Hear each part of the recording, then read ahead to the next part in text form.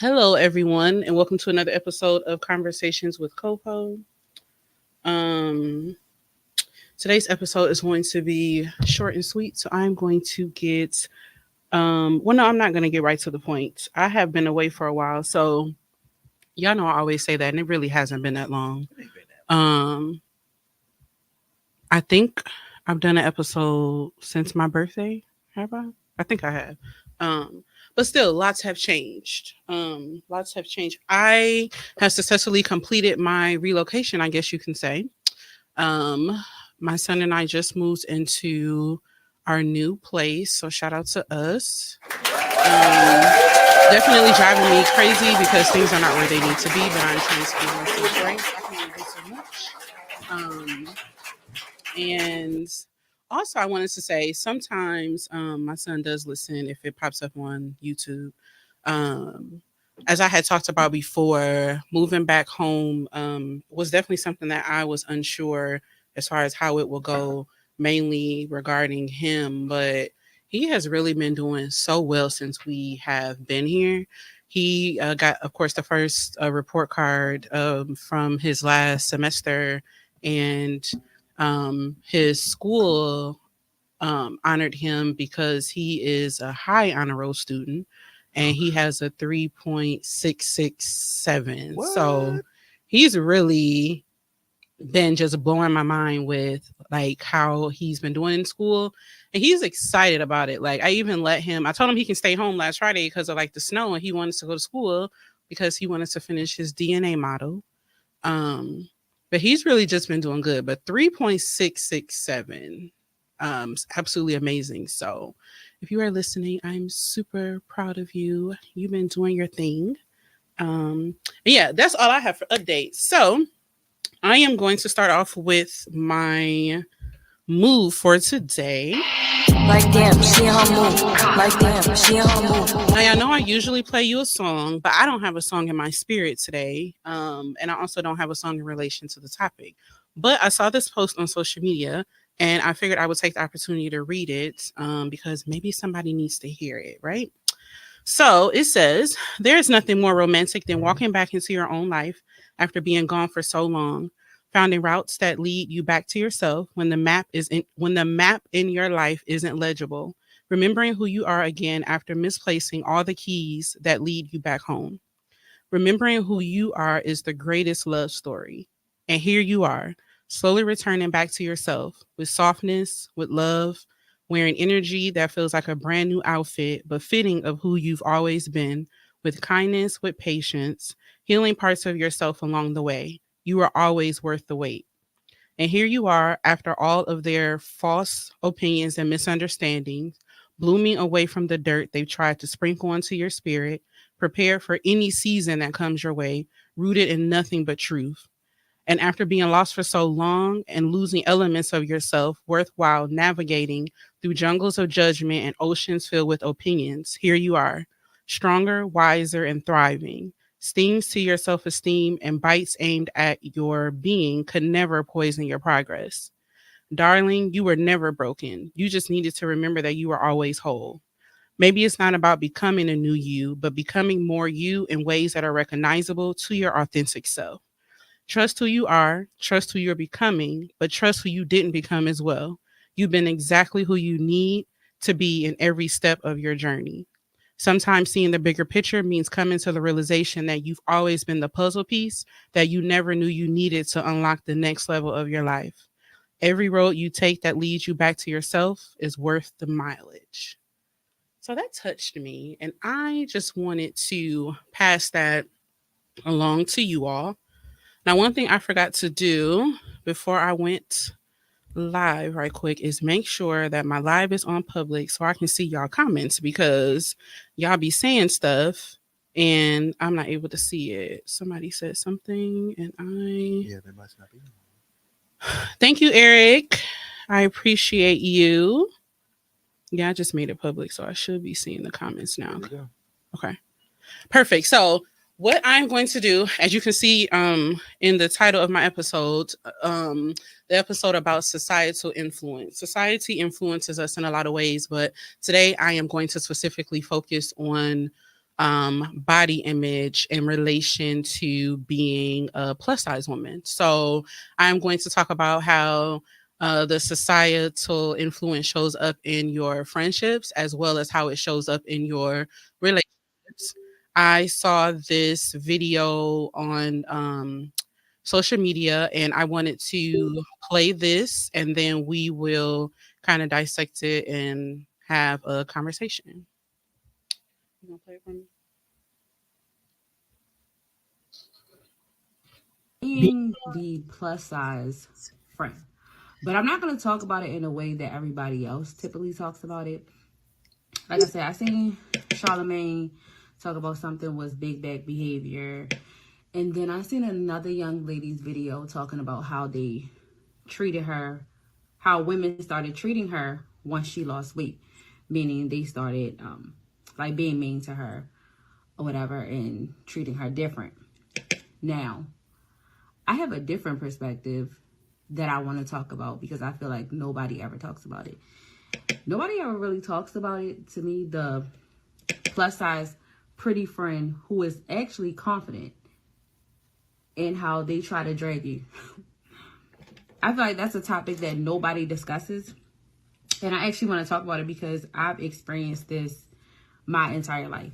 I have literally always been the thicker friend. Like I've always been a thicker friend, even since I was younger. And I still remember one of my childhood best friends was skinny. Like she probably was like a size 1, and I was probably like a 5'6" or something. I was still small, but I was thicker than her.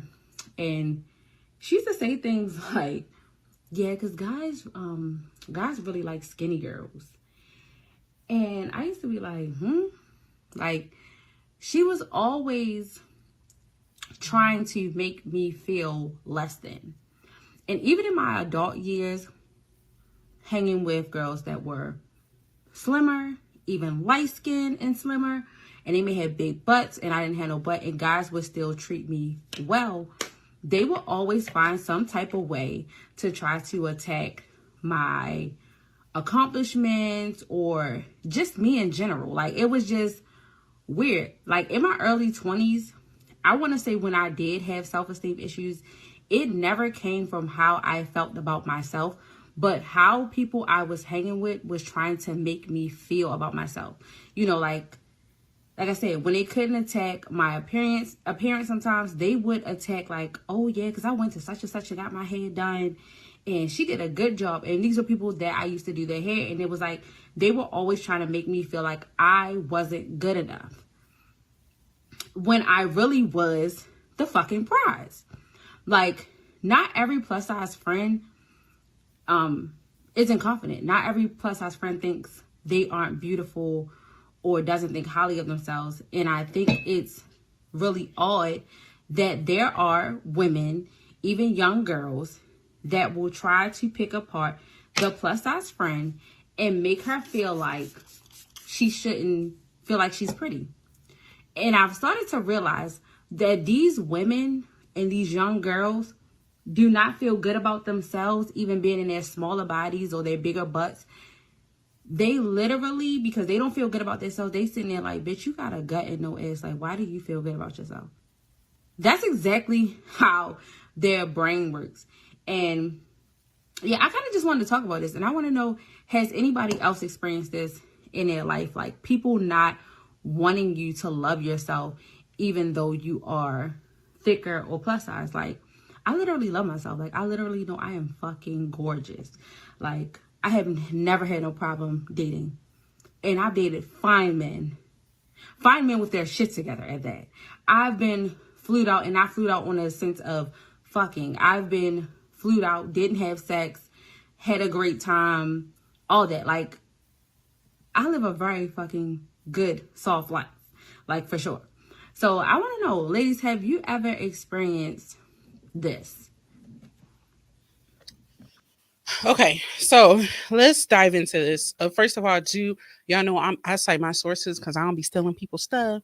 So her name is Jasmine Bad on TikTok and Instagram, and I originally watched a video on a blogger's page. Her name is Real Yanni. So I want to dissect this from two different perspectives. I am going to talk about positive and negative experiences I've had in friendships and with women, and then I'll talk about positive and negative with like men. Sorry to interrupt So your flow. I have a question though, real quick. Is it customary for women to just like take makeup and have conversations like that? Is that like yes, a it's called a get ready with me. oh, that's a thing? Yeah, it's like you're doing two things at once. Like, come get ready with me and let's have a Okay, conversation. so it flows naturally when they Hmm. do that. Okay, Hmm. that's okay. Yeah, and it's like my mind did two things at once. I'm listening to what she's saying, but I'm also like, "Ooh, what setting spray was that?" And "Ooh, I like that powder puff you use. I got to get one of I don't those." like the way how It's like a irritated two you look when I interrupted you, but go ahead. because I'm I didn't sorry. know where you were going. That's why you never know with you. I wasn't sure. That was a safe question. So before tell my experience, I want to preface this by saying I'm not using names, and there's no ill intent behind it, but it's my experience, right? So from a positive perspective, and let me give you a little bit of history. Since I had my son, that's when I began to be like the plus size, like the thicker friend. Um, right after I had him, I pretty much went back down to my size, less than 200 pounds. But then once that Depo birth control hit my system, I blew up and I pretty much gained like 40 pounds in a very short amount of time. Um, and it's been downhill from there. When I am in community with my best friends, and when I say my best friends, I mean like my friends from one of them from high school and then the rest of them from college. When we are in situations together and all of them are smaller than me, I never feel less than. So let's say, for instance, we're going shopping. We might go to Akira or Zara. I can't fit anything in there, but it's cool. I'm going to gas y'all up while y'all trying on y'all clothes and I'm going to just look at the accessories. But please believe once we leave there, we are going to find a place where I am able to go and shop at, and everything I did for them is going to be reciprocated. So they've never felt the need to humble me. They never felt the need to make me feel less than ever. Now, throughout the journey of our friendship, there have been comments made as far as people kind of implying that it kind of seems like I don't match with them because of how I look or my aesthetic or whatever. But of course, it's not something that has ever affected us or our friendship throughout our journey. Um, from a negative perspective, when I was living in Texas, I had an experience where so we were going on a group trip. It was a co-ed trip, right? The women that were going decided that outside of me decided that they wanted to dress in matching pajamas. So one of them sent me the link and was like, "Hey, we want to dress up in matching pajamas. Here's the link." So I'm like, "Okay." I clicked the link. I go on Fashion Nova, and a few things. Number one, the largest size was extra large. Okay. I'm a big mama. I can't do extra large. You're going to have to add another X in front of that, and then I got you. Right. So that's number one. Number two, I know how to dress myself in a way that makes me comfortable and makes me look good. I can look at something and know that it's not going to look good on my body and I'm not going to force it. Right. Um, the pajamas that they picked, it was not going to look good on me. And mind you, this group of women, they were all way smaller than I am, way, way smaller. And number three, it's a co-ed trip. So it's going to be niggas there. We all sitting in the same house. I don't feel comfortable walking around in these pajamas with men in the vicinity. So it's these three things. I messaged back and I said, "Hey, I don't feel comfortable with this and it doesn't come in my size." And the response was, "Well, such and such was able to find her size." And there was like this annoyance. And I'm like, just because such and such was able to find their size has nothing to do with me. This stuff literally doesn't come in my size. And it was like, are you annoyed that I can't fit it and I'm ruining like the whole matching pajama aesthetic? But it was like this deep annoyance that my size is not available and I'm throwing everything off. Now, when this situation happened back then, this was years ago. The person that I was back then is not the person I am now. So I didn't say anything. I didn't address it. I didn't call it out. If that shit had happened today, the person in front of you, I would have went the fuck off. Cause I'm gonna call it out and we're gonna break this down because first of all, who you talking to? And second of all, what's the problem? So completely different. And also, the woman that I was back then was nowhere near as confident as I am now. And I've talked about that on previous episodes from a confidence perspective. During the time that this happened, I had none. There was no confidence. There was no, self esteem at all. So people were really getting away with murder and saying all types of shit. And I was letting it happen because at that time, that's all I knew. I didn't like conflict. I didn't like issues. I just felt like I just wanted to fit in. So in order to fit in, you kind of just got to shut up and you have to go with the flow. But there were so many times when I was living in Texas that I felt kind of how the girl said in the video. It was like, I felt like, people had to humble me or people would kind of look down on me and really try to make me feel bad about myself because this is the size that I am. Because when you look at the women in Houston in particular, they have a certain look, they show up in a certain way. And here I am trying to maneuver through that journey. And I don't have confidence. I don't have a self-esteem at all. And I honestly, I didn't even know how to dress myself back then. Now, me, comfort is always going to be at the forefront.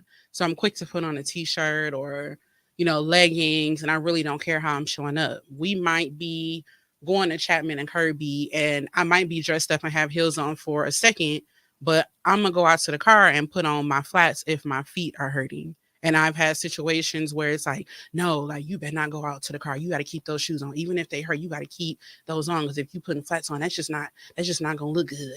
We big girls, we got to look good. You got to keep yourself together. So I'm not together because I got on a flat shoe. Makes no sense to me. But again, not saying anything. So the whole birth of Coco happened in 2019 when I started feeling myself. And for me, it was like an out of body experience because I had never felt that throughout the journey of my life. So who is this person? And so she got a name and the name stuck. It wasn't supposed to, but it stuck. And here we are today.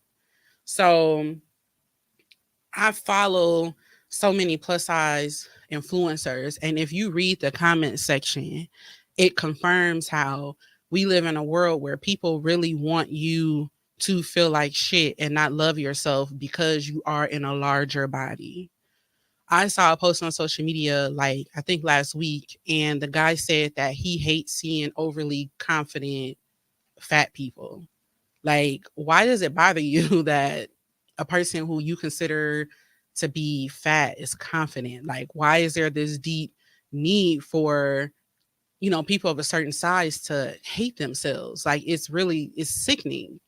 I follow this lady on social media, and a lot of y'all probably heard of her or saw her videos, but on Instagram, her name is Operation Nikki, and she posts a lot of videos like cleaning. You'll see her like cleaning her house, but you'll also see her doing like travel content, or she'll like make food and stuff or organize. And yesterday I was watching a video and she had did a travel vlog because she took her family to Jamaica.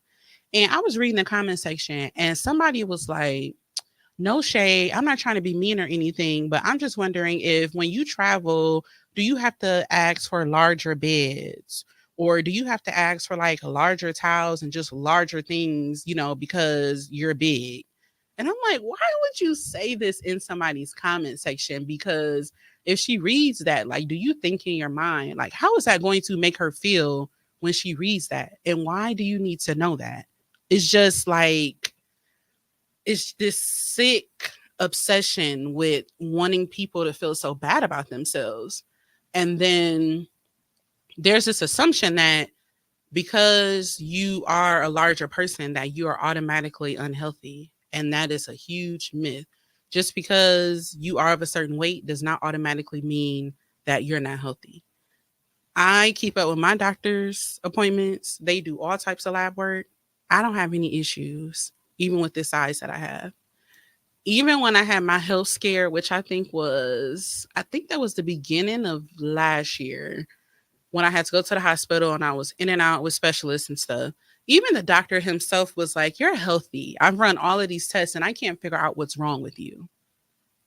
My weight was never an issue at all. And he couldn't figure out what it was. So it was not like, oh, you're fat, you're unhealthy. That's why your heart is doing XYZ. he didn't know what the hell it was because he ran all of these tests. So it's a huge myth as far as your sizing and you not being healthy.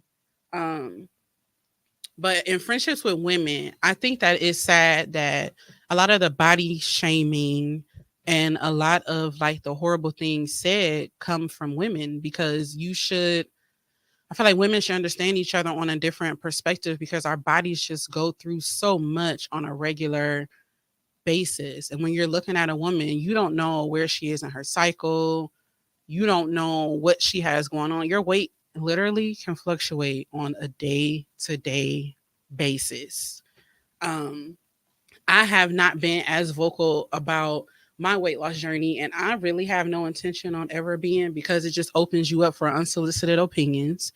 It opens you up for unsolicited advice, and somebody always got some shit to say. It don't have anything to do with them, and I got tired of it. So I don't openly share about, oh, I lost this much weight, or oh, I'm doing this, or oh, I'm doing that. You'll see me posting about working out, but as far as anything else goes, I keep that super private and I really keep it to myself and I don't talk to anybody about it. It's just like you'll be able to see the results and you'll be able to know I'm at the gym because I'll post it on Facebook. But any of the specifics and details, I keep it to myself because I feel the need to protect myself. And if I don't open up about it, then that doesn't give anybody any ammunition to say anything really. Um, so looking at it on the opposite perspective, from my experiences with men. Now, I talked about on the confidence episode that pretty much for the majority of my life, aside from the last couple of years, I had extremely low confidence and low self esteem. Um, in my last relationship, I went through it was abusive, so physical abuse, um, but there was also a lot of emotional, mental, and verbal abuse. Right, so I was saying all of the years of us being together, it was always like, if you get mad at me, I'm all types of fat bitches. There was always like this attack on my image. Mainly it was me being fat, or it was me being too dark, or it was me being ugly. This was like a most days of the week, damn near a daily thing. So when you're in a relationship with somebody for that many years, and this is what you're constantly hearing on a day-to-day basis from the person that you laying up with every single day, it's almost like in your mind you go through this brainwashing and you really start to believe what it is that they're saying because you can't be saying it if it's not true. You And need to be there were choked out. no other like positive affirmations coming from anywhere else. What You need to be choked out. you say? That's evil um as fuck. yeah, so it's like you're constantly hearing this over and over and over and over again. So those are things that you start to believe about yourself. And the only reason things kind of came to a head once I kind of start feeling myself, and what he was trying to put into my mind wasn't working anymore. So it's like, okay, you keep calling me fat, but you laying up every night and you still keep wanting some. Yeah, you calling me ugly, but you over here. And one thing that I had noticed, it was like I'm cool behind closed doors, right? So I'm cool doing the wife stuff and the stuff with the kids and all of that. But when you go out and you are, cheating with whoever, all of the women look the same. They're all smaller, they're all lighter skinned, they're all this, they're all that. Like constantly over and over again. And it's reinforcing these things that you're coming home and telling me every day, oh, you a fat bitch, oh, you this, oh, you that, constantly over and over again. And so I would say throughout my life, I have only had, I would say there has been one man that I felt like he affirmed me and there wasn't an ulterior motive and it wasn't like sex involved. So it was more like if I'm doing any negative self-talk, it's like no, like that's not the truth. It was like a space created for me where it's like, oh, if I'm having a bad day and I'm like, oh, I'm so bloated, I feel so fat. It's like, no, don't say that about yourself. you're beautiful, you're this, you're that. Or I can send over outfits and be like, oh, okay, so which one? This one or this one? And there wasn't any like the responses weren't sexual and it wasn't lusty. It felt like it was coming from a genuine place.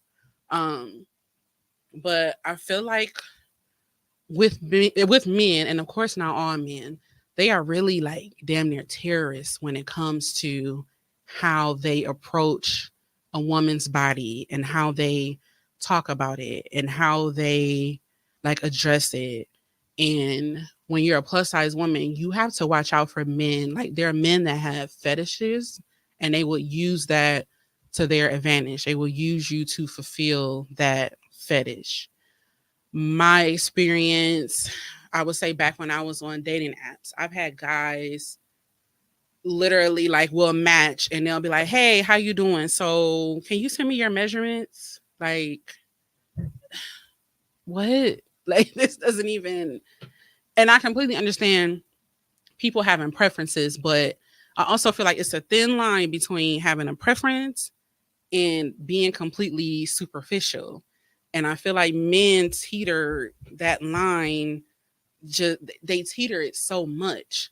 And I don't think they realize how, for me, I think it's safe to say it might be a reach saying all of the experiences, but I would say most of the experiences with men have been like, if there are say comments made about my body in a way like oh you got nice boobs or oh your thighs or oh this or oh that, there's an underlying reason for that. Like the only reason that you're telling me these things is because you trying to fuck. That's it. There is some type of lust involved, and there that's pretty much how far it's gonna go. And it's almost been like, yeah, you cool behind the scenes. Like, it's cool for us to, be having sex and chilling back here behind closed doors. But when I show up and I show out in public, it's usually, for me, my experience with what I've seen is usually either somebody that's smaller, somebody that's lighter, and it's like, this is the person that you maneuvering out with in public, but you want to kind of keep me over here on the side as your plaything for whatever reason, even whether you're embarrassed or whether you the reasonings I was never sure of, but there has always been a pattern with them. So when it comes with anything body related with men, it's just really like this sickening. It's just really like this sickening thing for me, and it always has been. And I've also, I mean, I've seen other women talk about it as well. I think a lot of times you see men so fascinated with a woman's body, as far as like to the point where all the red flags are there and you're missing them because it's like, oh, she got a fat ass, or oh, she got this and she got that. And you become mesmerized and you're not even seeing those red flags that are right there in your face because you're too obsessed with the body and the shape of it and the image of it that you're missing out on all of these red flags that are like right there in your face. So, how do we get to, and honestly, I don't think we'll ever get there. I think it's going to get way worse and it's just going to continue to be worse. But I really wish that society didn't have such an influence on like body image and how we feel about ourselves. One thing she said in the video, she said she didn't feel like that about herself because of anything that she did. She felt like that about herself because of all of the outside sources. And when she said that, it definitely made me think about how, me feeling the way that I felt about myself throughout my life. It wasn't because of, I would say a small part of it was rooted from me or came from me. I would say a large part of it was my environment and the people who were in my ear and the people who were not in my ear enough. And if I can go back, I kind of wish that the journey had went differently for me, because I think that a lot of the situations and the trauma that I have been through would have been different as well. But for so much of my life, it's been just so many body issues.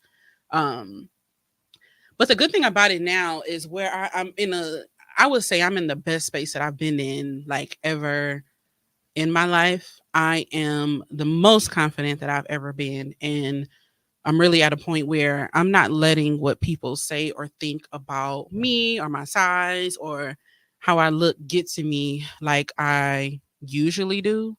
Like you really can't tell me shit now. And the mind frame I'm in now is a mind frame that I wish that I was in many, many moons ago. But I can't really dwell on that. All I can do is be happy that I'm here at this point and not allow myself to be dragged back to where I was before. And that's going to take continued work.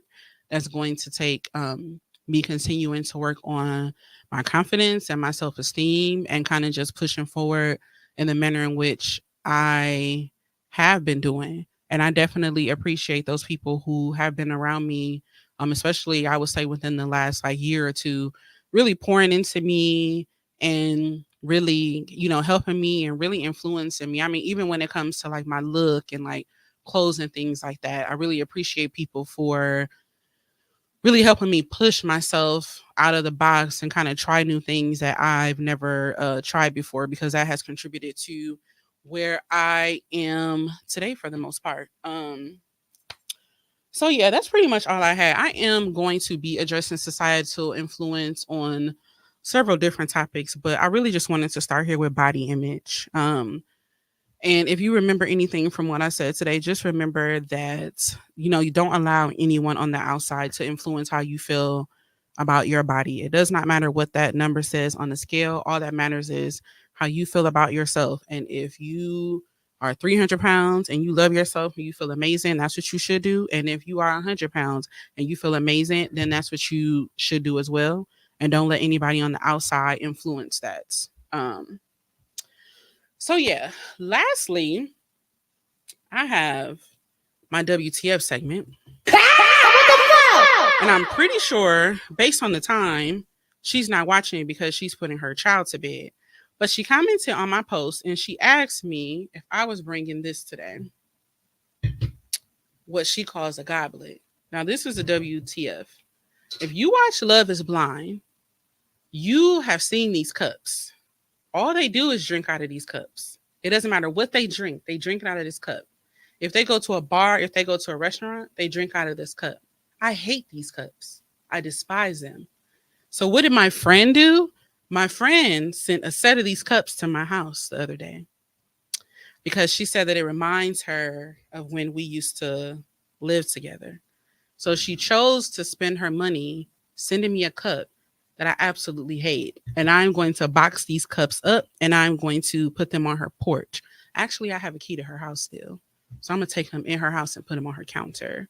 So if you're watching today, I hate you, and lose my address and don't send me anything else unless it is something that makes me happy. Okay. All right. And actually anybody else as well. If I just feel like everybody needs to lose my address. I just need to start over because y'all playing in my face. But yeah, that's all I have today. I need to get home to my kid. And yeah, I don't know when I'll be before you. Y'all know I kind of come in and I come out. I do want to take the time to thank my stand-in producer today for making time for me in the midst of his busy, busy schedule. You are much appreciated.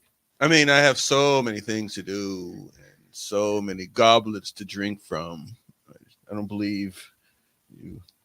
Sorry. You're welcome. Shout out to me for not saying what I was about to say.